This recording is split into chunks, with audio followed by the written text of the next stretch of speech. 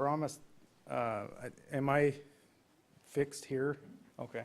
As I'm being, I guess, videoed, I'm going to stay right here. Usually I'm prone to wandering, and but I won't do that. My name's Sean Logan. I work for the City of Helena Fire Department, which kind of leads to my association with this project.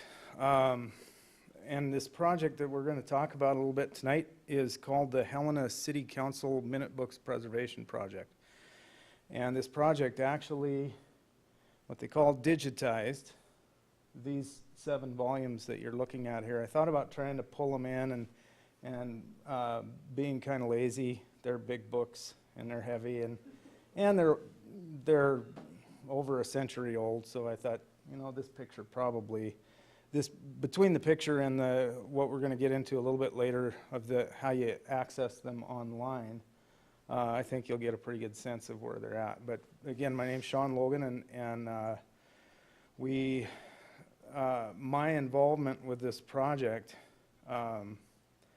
which is this project is a collaboration. I most definitely need to mention the organizations that funded it, the first being the Montana History Foundation, which is located here in Helena and has been a nonprofit organization that's committed to historic and cultural preservation works. I think they've been around since about '85 or thereabouts. Long-standing group, and helped us as a partner to fund this project, along with Humanities Montana, which is another nonprofit organization that is an affiliate of the National Endowment for the Humanities, and they're primarily interested in cultural works that culturally enrich society and members of society, and so they apparently felt like that this was a project worthy of that goal. And again, my involvement, this partnership between these three, the City of Helena, I've been an employee for the City of Helena, and kind of, well, we'll get into that here right now. So my story. I was hired by the City of Helena in 1996 as a firefighter. And I also grew, but I guess further back than that, I essentially grew up here in Helena. So Helena's home, and Helena's history has, particularly as I've gotten older, is of great interest to me. And when I got in the fire department, it became pretty apparent how tied the fire department's history is to Helena's history. It was probably the first formal organization, unless you might count the vigilantes, that, and I'm going on an aside there that I have no knowledge of, but the Helena Fire Department was formed very early, probably within about a year and a half of the discovery of gold. And that's, you know, very much reflected of communities that developed in the West. One of the first formal organizations that developed was the fire department, because at the time they pretty much built everything out of wood, and of course we know that wood burns, and particularly in Helena, everything was jammed very close together, and so they had some significant struggles with fire. And so I was hired by the Helena Fire Department in 1996, which gives you, you'd sort of wonder why a fire guy is interested in a project like this, but that's kind of my background. But what really started it for me, and I presented a program on the history of our department several years back, and I said that, I told this story then, and I'll tell it again because I think it bears repeating. But what started it was really this picture right here. And this is a picture I later found out taken by a photographer named Les Jorid, who, if you have any interest in Helena history and have seen photographs through the years, you've probably seen a Les Jorid picture. This picture actually was taken in March of 1939 when these guys moved from the fire station that was where the library currently stands, roughly, There was actually a city hall building there for 50 years, from 1885 until 1935, and it was destroyed in the earthquake of October of 1935. Well, these guys were the last firefighters to work out of that station. When the first quake hit, it essentially, they pulled the trucks out and they never went back. And they suffered for 4 years without a home. Well, they did have a home, and I should have put a picture in here, but it was essentially a gas station, actually the old trolley barns at the very south end of the gulch, where the federal, well, it's not the federal building anymore. I think it's a state building. Used to be the federal building. Now it stands. The trolley system operated out of there for many years. I don't quite understand the time frame of the trolley barns, but when the trolley system closed up in 1928, a man named Otto Krieg and another partner bought that facility and opened up a modern automotive service station. So they sold gas, they fixed cars, and they also stored them because they had, as a newspaper article put it in 1928, they had enough room in there to fly a dirigible around. So it was a pretty big building. And it would have been in very close proximity to the city hall, so this Otto Krieg became a kind of a police fire groupie. And so he housed these guys when they pulled their trucks out of there, police and fire both. He actually housed them for about 4 years while the city council argued and bickered and haggled about where they were going to build the new city hall. They were originally going to, and I'm kind of digressing here, they were originally going to try to rebuild and restore the city hall as it stood, and then they finally determined to purchase the Civic Center, what we now know as the Civic Center, which then was the Algeria Shrine Temple.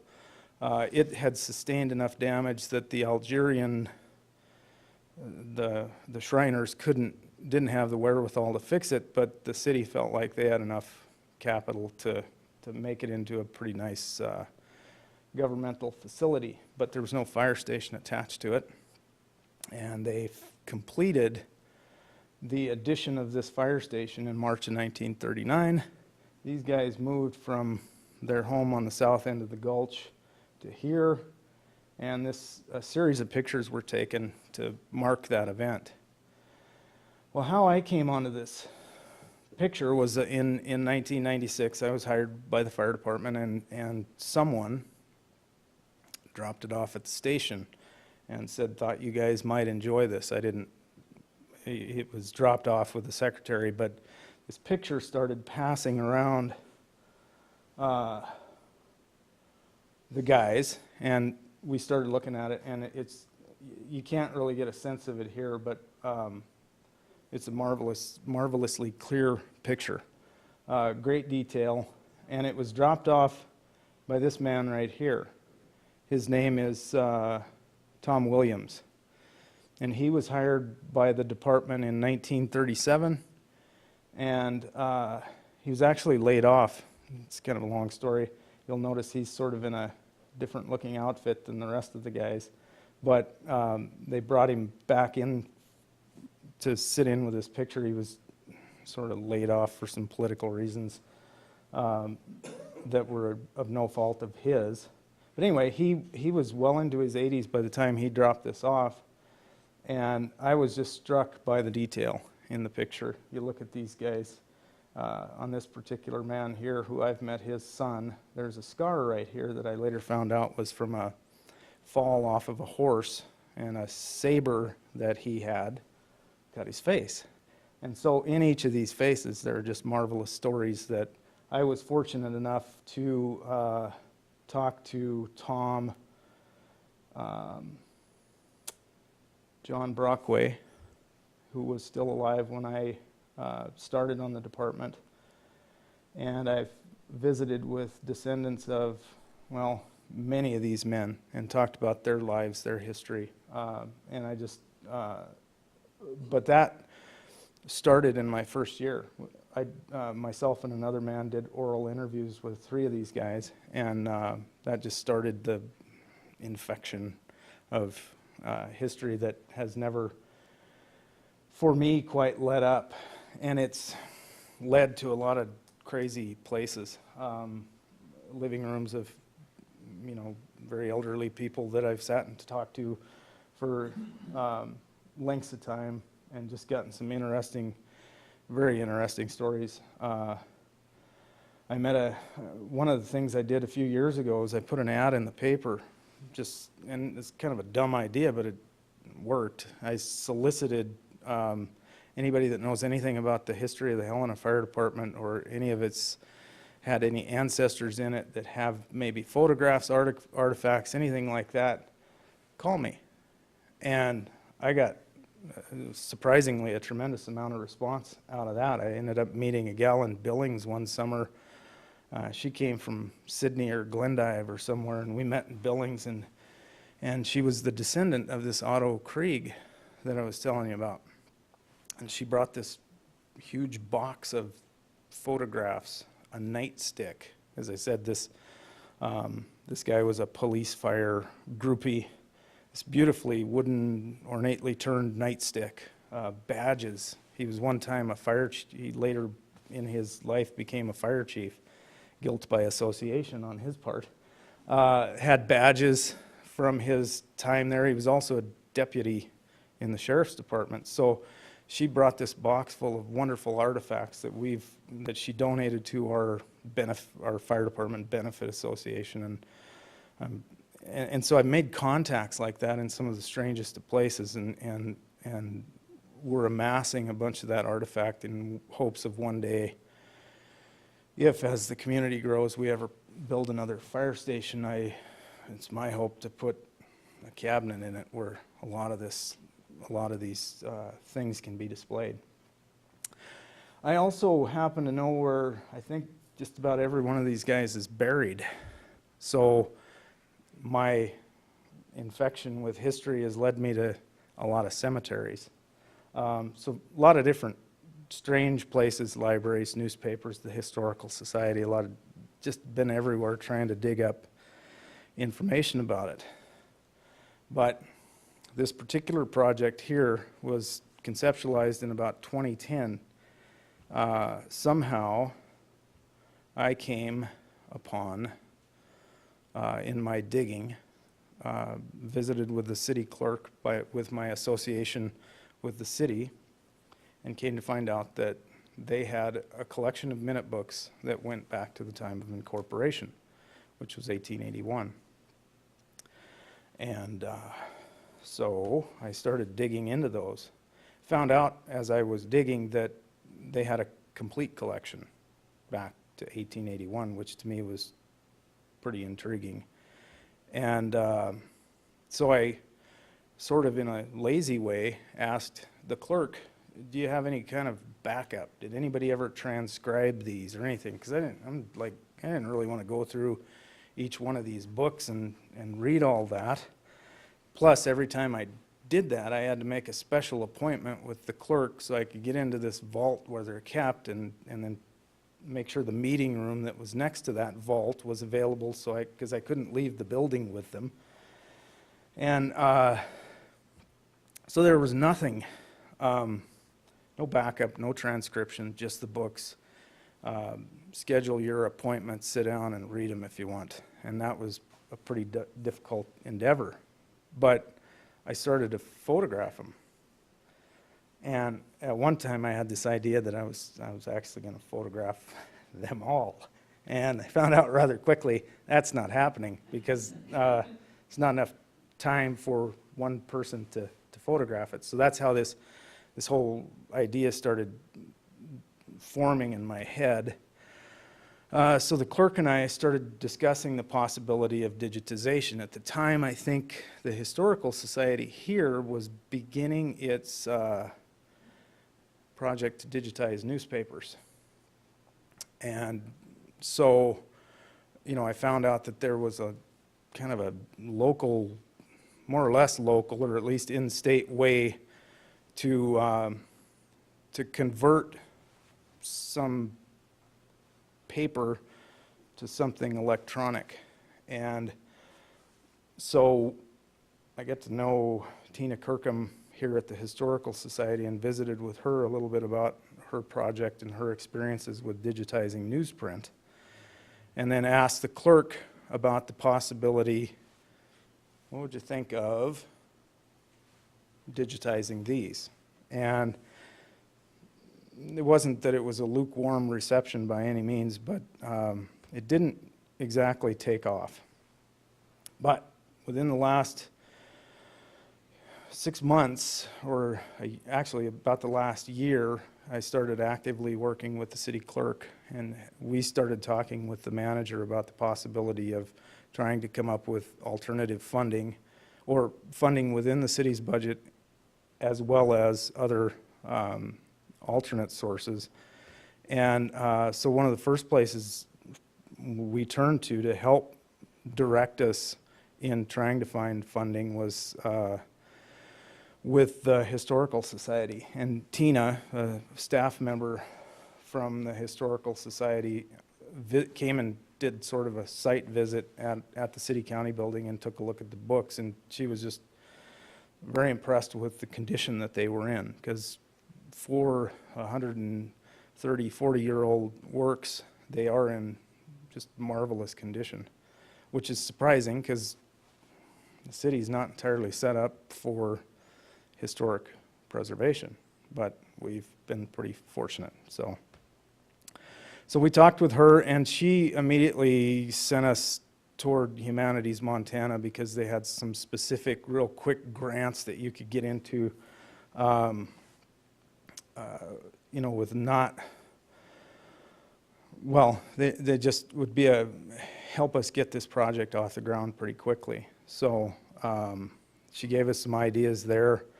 So as we started to talk about this project, we got to realize the sort of dual purpose that what we were heading toward doing was going to accomplish. And that is, as I said earlier,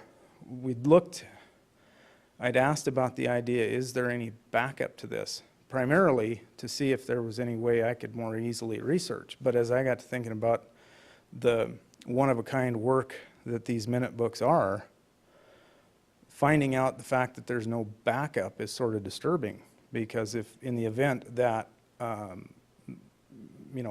water pipe overhead breaks in the building that they're kept, or some sort of loss, damage, theft, for example, which is not likely theft, for example, but if they were ever for some reason lost, they're gone forever.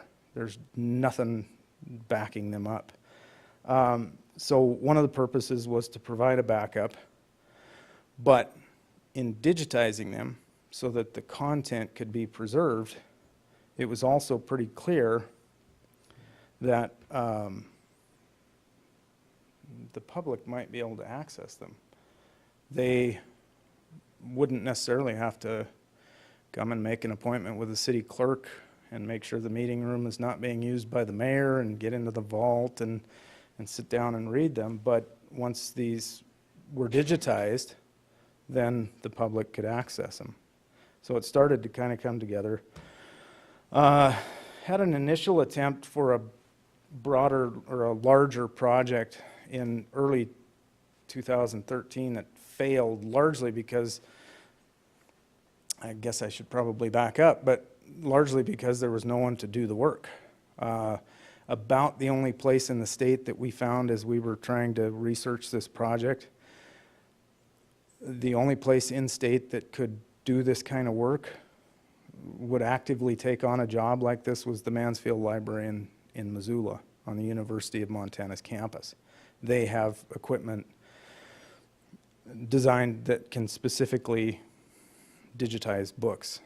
But at the time, they had no digital librarian. They were in a period of transition. So I lined all these planets up to get funding to make this project happen, and then we found out the people we were hoping to do the work couldn't do it because no librarian to lead the project on their side. So it got put off for a few months. I did some further checking into different organizations that could possibly fund it, and found the Montana History Foundation had some pretty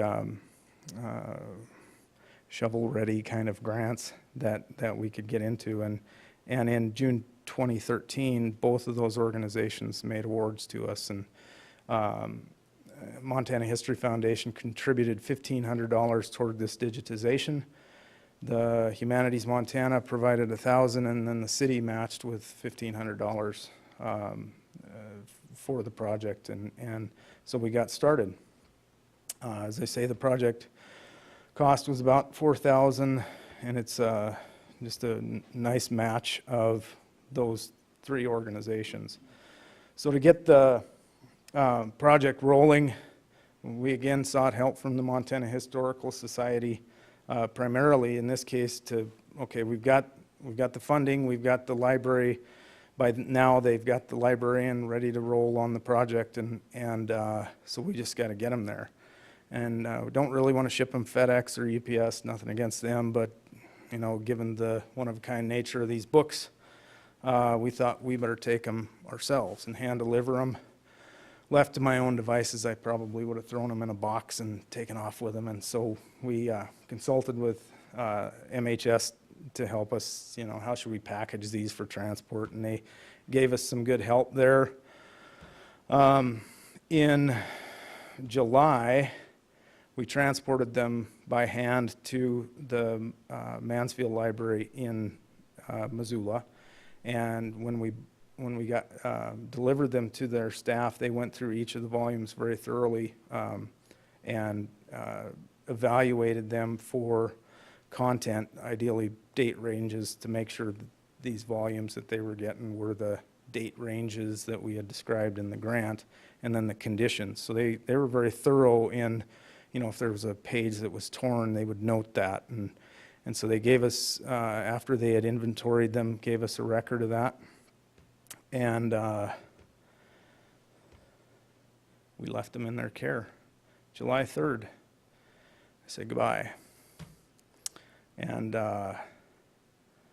so they had them at that point. And really what happened at that point was and I'll show you a couple of pictures of the equipment that they used to digitize it, but they took these 7 books, and these books are about probably that high, that wide, and each of them are about that thick. So they're pretty sizable volumes, but the equipment that they had was essentially a cradle that they were able to lay the volumes on, and they had student interns that fortunately didn't have a lot of work going at the time, and so they captured 3,295 images from the 7 books. And those 3,295 images include the cover, the front and back covers, inside covers, every page inside the book, they captured it, whether it had content or whether it was blank. So a lot of images. They did this using this equipment, which are basically 2 cameras mounted on this pretty neat framework above this cradle.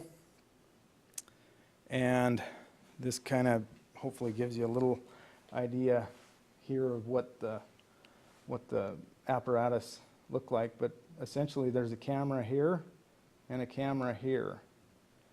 And you'll notice this V-shaped piece here is that cradle that I was talking about. And they would take the book, and you'll notice it's at an angle that's pretty friendly to the book, that's not going to damage the binding.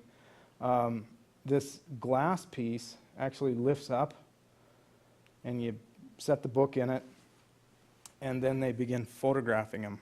And you can imagine this is pretty tedious work. So they put the book in, lower that piece of glass, they photograph this page with this camera, this page with that camera, lift the glass, flip the page. So be glad you weren't the student intern. But they did that actually very quickly, and they must have had some really good software to use in their photographing of the books, because they were able to crop it, and as they looked at it, they were able to get a sense of whether the contrast was right and if they needed to rephotograph it. So they did a really good job of quality control. This is just a closer up view of the work in progress. They kept a log as they were going along of each image and to make sure that they captured the images that they were wanting to capture. And we were pretty specific in the grant as to the specifications for each image. We wanted archival quality images, as well as not so high quality of an image that we could use. We ultimately ended up using to get it on the Montana Memory Project, which we'll talk about here in just a little bit. But they were lower quality, still good quality, but just not archival kind of quality images. Now, each one of these images, for those of you that are computer savvy, each one of the images, the archival quality images, were about 86 megabytes. So you can imagine 3,295 of those 86 megabyte images, that's a lot of space. And actually, when we went and retrieved the electronic images, we took a portable hard drive over to get the books and the images and bring them back. It was about a 300 gigabyte job. So we brought a lot of data back. But they're very high quality. Both resolutions of photograph were very high quality images. And I think as you hopefully in your own research play around with these minute books online, you'll get a sense of what a good job that they did. So again, they made two different kinds of files, these archival preservation files and then access files that were a lower resolution and were able to actually more easily uploaded to this Montana Memory Project. So that gets us to the Montana Memory Project. For those of you that don't know what that is, this is, well, the Montana Memory Project for our particular project, the City Council Minute Books Preservation Project, was the part of the project that now gives the public access to these City Council Minute Books. And what kind of drove it for me was I found my own particular interest in it, and as I'm researching this, there's all sorts of other information that has nothing to do with the fire department, but that would be of interest to historians. I think, you know, if somebody wanted to do a really good study on the development of Helena's government, this is a great work, a great resource. Also of interest to students or genealogists. I actually, in my travels researching the Helena Fire Department, I met a guy. I never met him. I met him through correspondence and spoke with him over the phone. But in about 2000, I was sent I got this envelope in the mail, actually more like a package in the mail at the fire department that was from a man in Michigan. His name was James Woods. And he sent probably about 150 or 200 pages of photocopied microfilm work that he had done searching for one man, one of his ancestors, a man that had migrated from Michigan to Oregon, did the Oregon Trek thing, and then ultimately came back to Michigan. But he was so interested in where this man traveled that every little piece of information was it was like a gold nugget to him, and so there's a lot of names and dates and things like that in these works. So I think the people will find a lot of value in it. But the Montana Memory Project, for those of you that don't know, is a site that's maintained by the Montana State Library. And basically what it is, is an online repository of historical works that have been digitized, very much like this. There are a lot of different types of historical works that they've uploaded, but it's all relating to Montana's history and cultural heritage, and it's a wonderful resource. I'm going to show you how to get there tonight, and it has a lot of different types of works, and we were able, because of the Mansfield Libraries Association through the statewide library network, we were able to use their association to upload these council minute books to the Montana Memory Project, and that's how you now can access them. So they applied, the Mansfield Library applied with the Montana Memory Project to make sure that this project got on their site.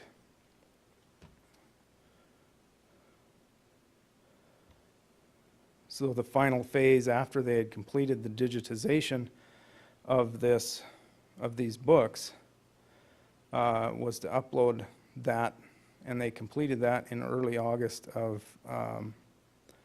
this year. Shortly thereafter, the clerk and I went to Missoula, picked up the books and the image files on a portable hard drive. So 6,000 between these two different qualities of images that were created, about 6,600 were retrieved, and we've actually stored them in multiple places for just archival purposes. So we've got we've got 3 different portable hard drives with all these files on it in the city system so that they're preserved as best we can. So as I said earlier, it was about 250 to 300 gigabytes in size, so it took up a lot of space. I had actually envisioned just putting all of these on our city county network servers, and I talked to the IT guy about it, and he just about flipped. So he recommended storing them on portable external hard drives in different locations.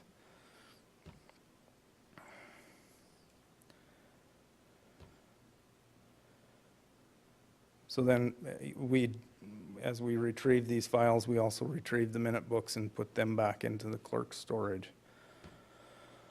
The actual final phase is what we're doing right now is the publicity. The Humanities Montana really wanted us to try to do a good publicity effort to get this project and their organization publicity, so that the members of the public know that this is out there. And know where to go to get it. So we're sort of in the publicity phase right now, and I had some pictures taken with the mayor that I had hoped the IR would use, but up to this point they haven't. And then I guess I'm not exactly quite done with it. I got a little financial reporting to do here yet. But essentially, this is a record of the Helena, hopefully when we're done, will be a record of the Helena City Council minutes from 1881 to 1970 is a very rough approximate. We're going to quit when we find out exactly when there is archival backup that currently exists. But as it stands now, I'm certain that into the 50s, the minute books that we have are still the only record. But the clerk is thinking that sometime around the 70s is when they started backing these works up. So, as I said, this dual two-purpose project, the first was for us as a city government to get an archival backup for these minute books. And the second was really, to me, as important a part of the project as the archival backup was the fact that the public now can get access to these. It's pretty, I think, a pretty important thing from my perspective. So that link that I clicked on gets us to this Montana Memory Project, but if you're conversant in navigating the internet, probably the easiest thing for you to do is to go to a search engine like Google or Yahoo and simply enter Montana Memory Project. And what you're going to find there, this is the opening page, and these are the various types of works that are included. A lot of wonderful, quite a variety of different types of works. But we're tonight specifically interested in the Helena City Council Minute Books Preservation Project, so we're going to scroll down to that, and I'll show you fairly quickly how to navigate through it. You can click on either on the book or browse the complete collection. I think any of these links right here will take you to the same place. Click on either of those, and what you get there are all 7 of the minute books that were digitized. Now this project captured the years from 1881, that's the first volume, and that was the time of incorporation, until 1902. Those are the first 7 volumes, and they're a complete collection. There are no gaps, which I think as a community we're very fortunate for that. So I'm just going to briefly show you how to navigate around for those of you that haven't been to the Montana Memory Project. When you click on any of the links of each of the volumes, what you're going to get is an image or a page that looks like this. So you'll have a, kind of a really expanded picture of whatever page you happen to be on, and it's the image that you see there is real easy to zoom in or out with this, with these buttons here. You can also just quickly get a section of a page by clicking either of these. One of the things that one of the easiest ways I think to navigate through these volumes are just simply going over to those page numbers on the side there. Before I get into specific pages, I do want to show you a couple of features that you can use.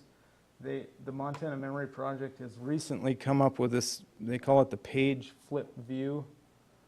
For this particular work, I don't find it to be terribly handy, and now I'm scared because it's not opening up. But essentially what it allows you to do is to read it like a book, but it fits it within the context or the size of the screen, and so you're not able to really read the content of each page, but it flips much like the page of a book. And so if you like that sort of thing, then I would encourage you to do that. But I struggle with getting a lot of value out of trying to research using that function. There's this, there it opened up.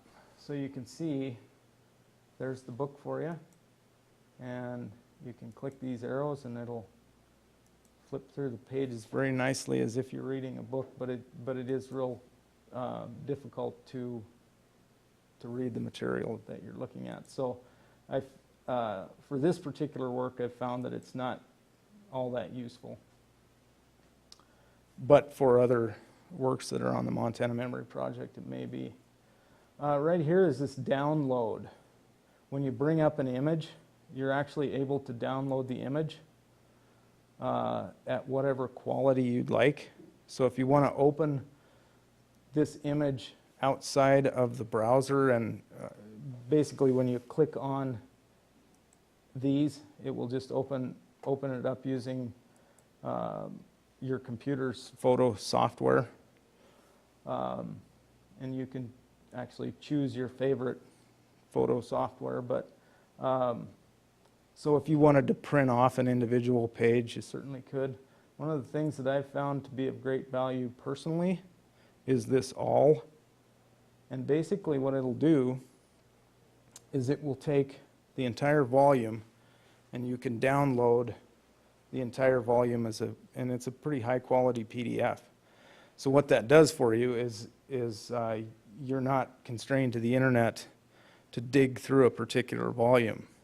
The only downside is I think each of these volumes in PDF format are about 300 megabytes. So they're a pretty good sized file.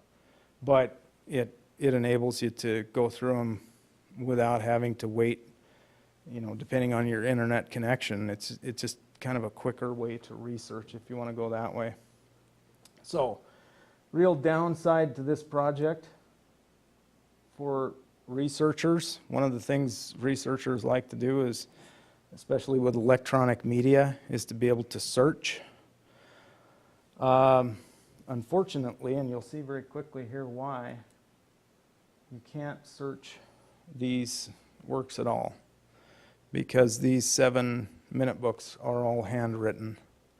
And as it stands at this point, there's no software available or no technology yet that is able to capture handwritten text in a searchable format. So all you've got here, really, the only ability you have to search or to narrow things down is date. And as you saw from this volume, it is covers the years 1881 to 1885. So you might have a date that you're trying to find a certain piece of information out about Helena's history, whether it's the development of water, the water supply or sewer, or information about the police force, or when a certain section of town came in. Kind of depends on what you're looking for, but about the only way you really have to search these works currently is by date.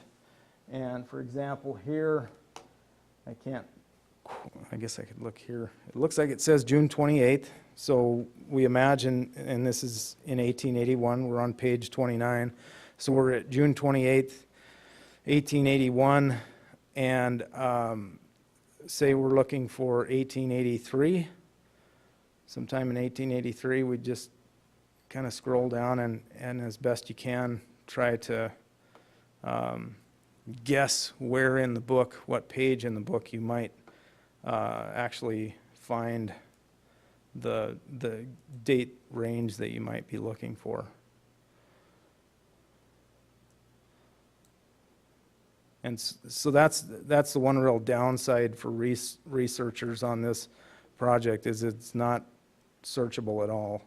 So here we're into July of 1883, so it's just kind of a real kind of guesswork. So that's kind of the down and dirty view of what you can do with this on the internet. Again, there you can go through by page, you can download the entire volume, and so that's a really, I think, a pretty wonderful way that the public can access these works that previously you couldn't. So some of the content that you will find, these minute books were as a result of Helena incorporating in 1881. Helena made a number of stabs at it through the years. I think this one was in 1868. They actually had an election where in this election they had more people voting than the one that they did in 1881, which is interesting, but it failed at that time, and Helena kind of trudged on as a town and not having any formal, other than a county-run government. But in 1881, they actually had a vote. Looks like they had a total of 882 votes, 620 in favor and 358, so they finally became a city. So once they did that, they had to elect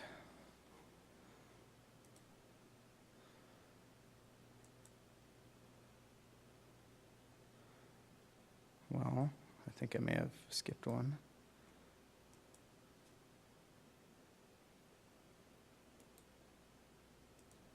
Maybe not.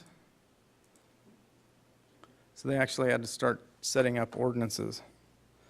The first one, this one was in April of 1881. It said the council then proceeded to the consideration of ordinance number 1, prepared by the city attorney and entitled an ordinance fixing the time of regular meetings of the city council of the City of Helena, prescribing the order of business and the establishing certain city offices and defining duties. So they really spent the first number of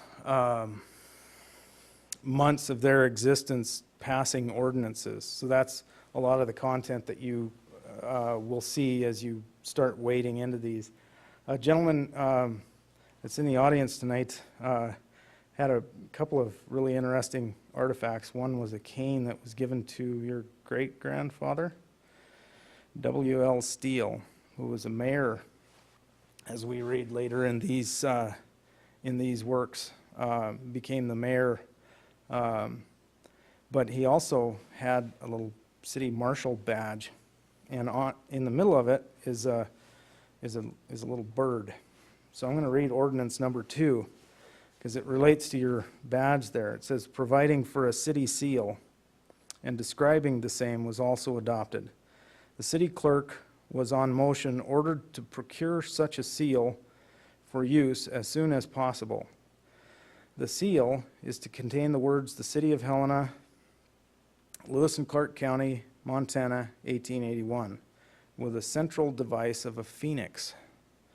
So in the middle of your badge there, that little bird-looking thing is a phoenix, and it's as you think about Helena's history, it's a wonderful symbol because by the time of incorporation in 1881, well, really from 1869 to 1874, Helena had been burned badly on a number of occasions, 8 or 9 different times. I mean, and very badly. It's to the point where it amazes you that we ever came back as a community. So a phoenix is a very apt symbol, and actually, I was trying to find the date of when it changed from the phoenix to the fire tower. Couldn't quite find it, but the city was still using the phoenix in the late 1950s. So a very apt symbol, and I think it's kind of, I find it very interesting that both symbols that the city has adopted have to do with their rather fiery past. See a lot of reports from different city officials. In this case, here's an entry from September 1881. The city marshal reported that 28 arrests had been made during the month of August for the violation of city ordinances, and the cases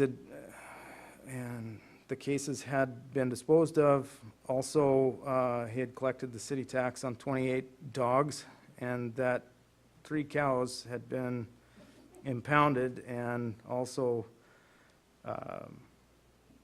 that general good order prevailed in the city. So reports are part of the content. A lot, and it's kind of unfortunately a lot of sidewalk laying of or determining where sidewalks could be and couldn't be. A lot of building permits. You know, this property owner wanted to build a shed, and he had to beg the council for a permit to build a shed, and they were sometimes approved, sometimes denied. A lot of interesting opinion that you will get, and you might find some from your ancestors in here, depending on the given politics of the day. It didn't come a lot, but there were often opinions written by the mayor on something that the council was trying to do relative to what was going on at the city at that time. So here's a resolve that the City Council of the City of Helena approve of the action of the mayor and of its own committee on the occasion of the recent visit of the Marquis of Lorne and party to extend to them the hospitalities of the city and a welcome on the part of all classes of our citizens.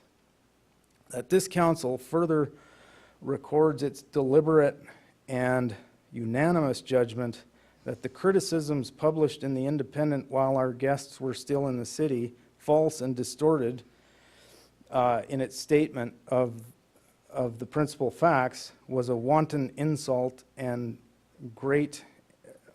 to our